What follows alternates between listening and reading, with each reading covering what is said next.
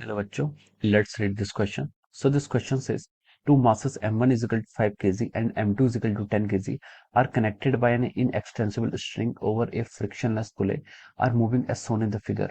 The coefficient of friction of horizontal surface is 0.15.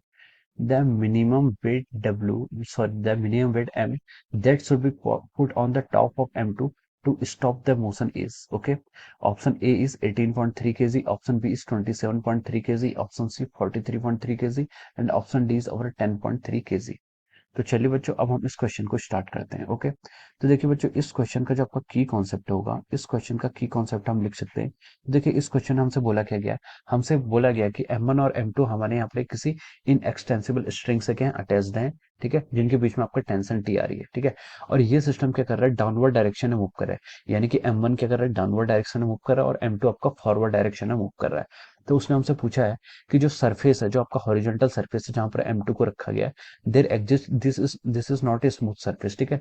ये क्या आपका कोई, ये आपका स्मूथ सरफेस नहीं है, यहाँ पर क्या आपका कुछ फ्रिक्शन है, ठीक है। तो आपका क्या है, फ्रिक्शन वाला सरफेस है। अब हमसे बोला गया है कि हमें m2 के ऊपर कितना m मास रखें जिससे कि ये सिस्टम क्या आ जाए, आपका रेस्ट पर आ जाए, जिससे कि आपका सिस्टम किस किस पर आ जाए, रेस्ट पर आ जाए, ठीक है। तो देखिए इस क्वेश्चन का जो की कॉन्सेप्ट है, हमें यहाँ पर क्या बताना है कि ये बताना है कि सिस्टम रेस्ट पर आ जाए। तो अगर आपका सिस्टम रेस्ट पर हो जाएगा तो इसका मतलब है कि यहाँ पर कौन सा फ्रिक्शन एक्ट करेगा, यहाँ पर स्टैटिक फ्रिक्शन एक्ट करना चाहिए, ठीक है।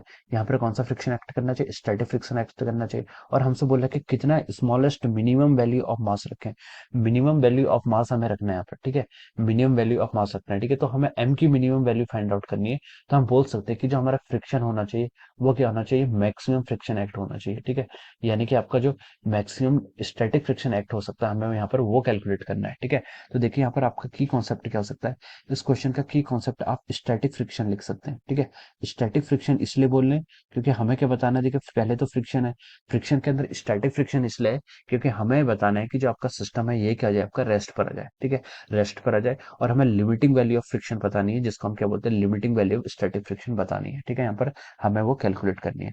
तो देखिए इस क्वेश्चन को देखिए, अगर हम इस क्वेश्चन का फिगर ड्रॉ करें, दिस इज आवर सरफेस, ठीक है, ये हमारी क्या सरफेस है। और यहाँ पर हमारा एक मास क्या है, m2, this is our mass m2, ठीक है। m2 मास के ऊपर आपने स्मॉल m का मास रखा है जिसको हमने स्मॉल m बोल दिया, ठीक है। और this mass is our m2, okay. अब देखिए ये आपका क्या है, किसी किसी स्ट्रिंग से अटैच कर रखे है, किसी पुले के ऊपर, ठीक है। This is attach to an string और किसी पुले के ऊपर, और यहाँ से देखिए एक दूसरा मास है आपका m1, वो आपने ऐसे कनेक्ट किया हुआ है, ठीक है। m1 मास है तो इसमें ग्रेविटी के कारण जो फोर्स लगेगा वो कितना लगेगा, आपका m1g लगेगा, ओके।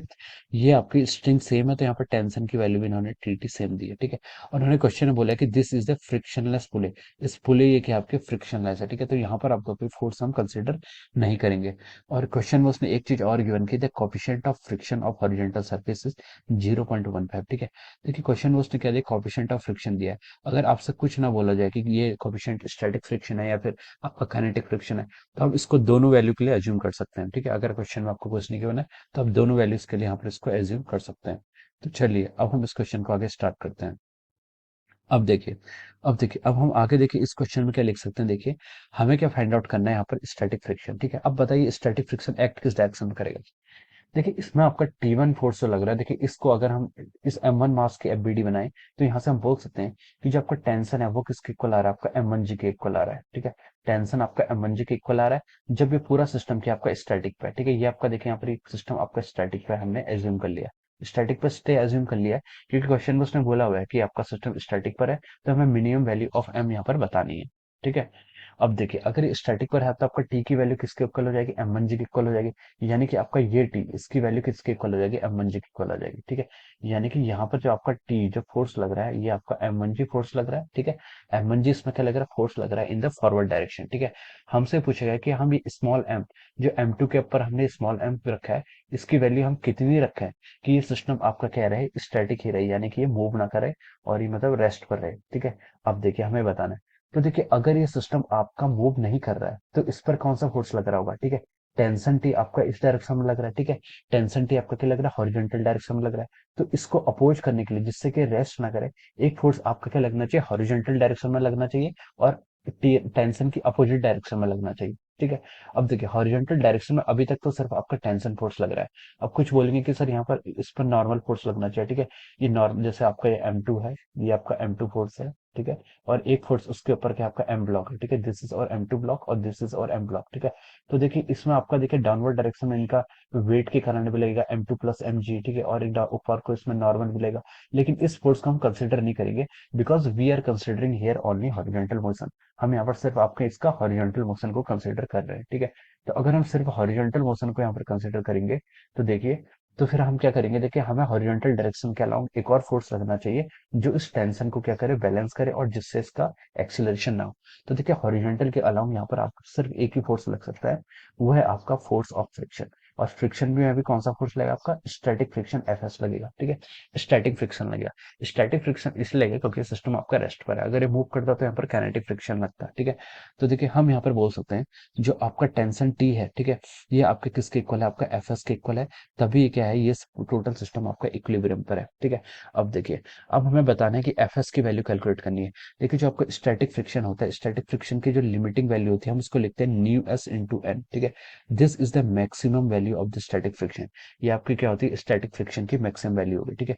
स्टैटिक फ्रिक्शन की अगर मैक्सिमम वैल्यू होगी, तो देखिए हम यहाँ से बोल सकते हैं कि ये आपका, जब इसके बाद, ठीक है, मैक्सिमम वैल्यू इसलिए बोल रहे हैं क्योंकि जस्ट इसके बाद, जैसे ही इसके बाद क्या करेगा ये स्टैटिक फ्रिक्शन, इससे अगर हम टी की वैल्यू, यानी कि जो आपका टेंशन फॉरवर्ड डायरेक्शन लग रहा है, वो थोड़ा सा भी बढ़ेगा, तो ये ब्लॉक आपका मूव करने लग जाएगा। फिर स्टैटिक फ्रिक्शन ना होकर काइनेटिक फ्रिक्शन एक्ट करेगा, ठीक है। स्टैटिक फ्रिक्शन की मैक्सिमम वैल्यू हम इसलिए कंसीडर कर रहे हैं क्योंकि अगर हम इसके बाद थोड़ा सा भी अगर टी को और इंक्रीज कर देते हैं, तो ये आपका ब्लॉक क्या करेगा, फॉरवर्ड डायरेक्शन में मूव करने लग जाएगा। और फिर स्टैटिक फ्रिक्शन एक्ट ना होकर कौन सा फ्रिक्शन एक्ट होगा, आपका काइनेटिक फ्रिक्शन यहाँ पर एक्ट होने लग जाएगा, ठीक है।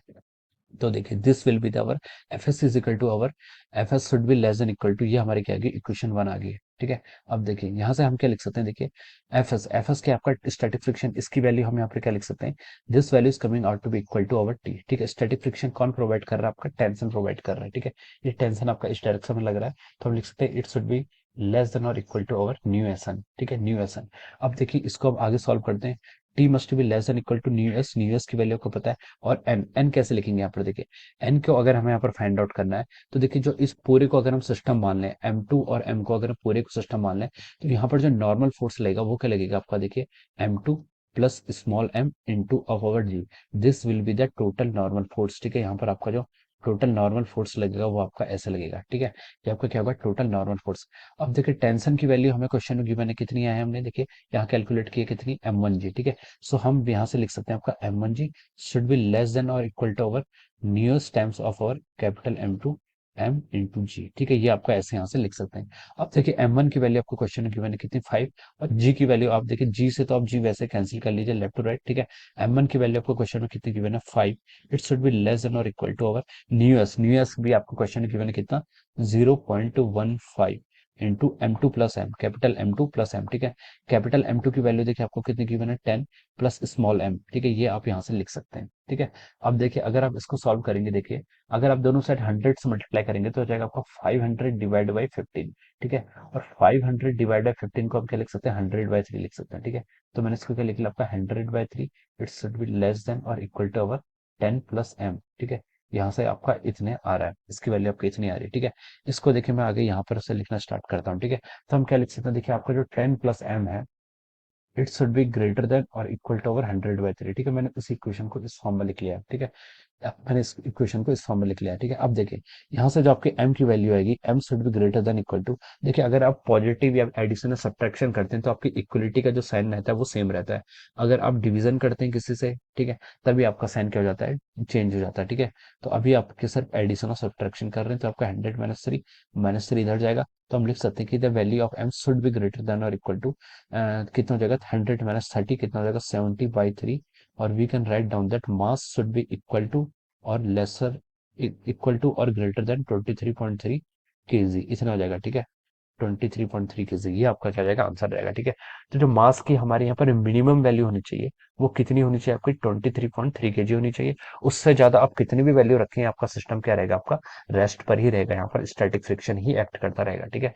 तो हमसे मिनिमम वैल्यू पूछी थी, वो कितना आ गया आपका 23.3, ठीक है। अब देखिए अगर हम इसको ऑप्शन से मैच करें, तो देखिए ऑप्शन ए से तो आपका मैच नहीं कर रहा है, ऑप्शन बी, देखिए इसमें सबसे जो नियरेस्ट आंसर आ रहा है आपका, वो नियरेस्ट आंसर किस में आ रहा है आपका, ऑप्शन बी से मैच कर रहा है, ठीक है। वी कैन से दैट इसका जो सबसे नियरेस्ट आंसर हो रहा है वो कौन सा हो रहा है आपका, ऑप्शन बी, ठीक है। तो हम लिख सकते हैं कि यहाँ पर क्या होगा आपका, option B is the correct answer, ठीक है। आपका जो यहाँ पर ऑप्शन बी है वो क्या है, करेक्ट है। ऑप्शन बी इसलिए करेक्ट है क्योंकि वो सबसे आपका नियरेस्ट पॉसिबल आंसर है, ठीक है। तो हम लिख सकते हैं कि option B will be the right answer of this question, okay. So I hope you all understood this concept. All the best and thank you so much.